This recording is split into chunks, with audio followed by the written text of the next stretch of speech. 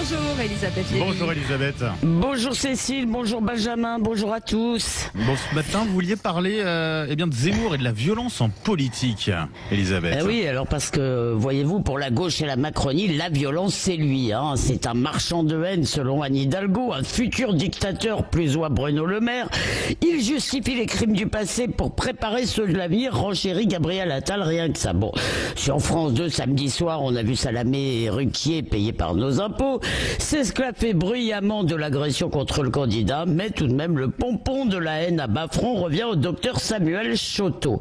En réponse à une photo d'Éric Zemmour avec Philippe de Villiers dans l'avion pour Yerevan, il a fait ce tweet lapidaire: reste plus qu'à espérer un crash. Alors certes, avec 54 abonnés, Choteau n'est pas vraiment un leader d'opinion, mais il n'est pas n'importe qui, c'est le compagnon de Tiffaine Ozière, la fille de Brigitte Macron. Il est donc le gendre paralliance du président.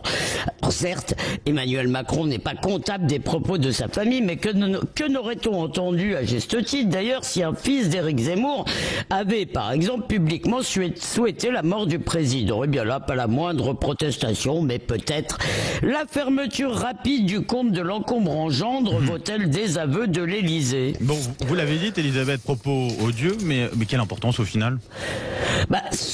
Vous avez raison, en soi c'est pas fondamental, mais c'est symptomatique d'un climat particulier autour d'Éric Zemmour.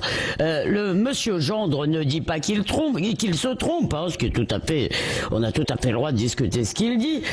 Il dit qu'il crève. Alors tous ces gens reprochent à Zemmour de se lâcher, d'attiser la haine, mais quel meilleur témoignage de haine que de souhaiter la mort de quelqu'un. Et puis sans aucune gêne, on parle publiquement comme on parle au bistrot ou peut-être aux réunions de famille. Alors rappelez-vous la réprobation unanime quand Lionel Jospin avait évoqué l'âge de Jacques Chirac. Aujourd'hui, on peut souhaiter la mort d'un candidat, demander qu'il soit interdit de parole, c'est le silence radio, alors on fait du chemin, mais peut-être pas dans le bon sens. Et ce qui me frappe, moi, c'est cette conjugaison d'une absence totale de surmoi et d'une bonne conscience à toute épreuve. Nous sommes le bien, tous les moyens sont bons, l'autre est l'ennemi du genre humain, comme dit Jean-Luc Mélenchon, il doit donc disparaître. Eh bien ça, c'est le refus de la politique qui est l'art de civiliser les conflits par le langage, ce qui n'exclut évidemment pas une certaine dureté ou violence même dans les discours, mais là il n'y a plus de langage. Je ne veux pas seulement combattre tes idées, je veux te détruire. Alors ces résistants de pacotille finalement, ils nous empêchent de nous engueuler entre adultes civilisés comme nous l'aimons.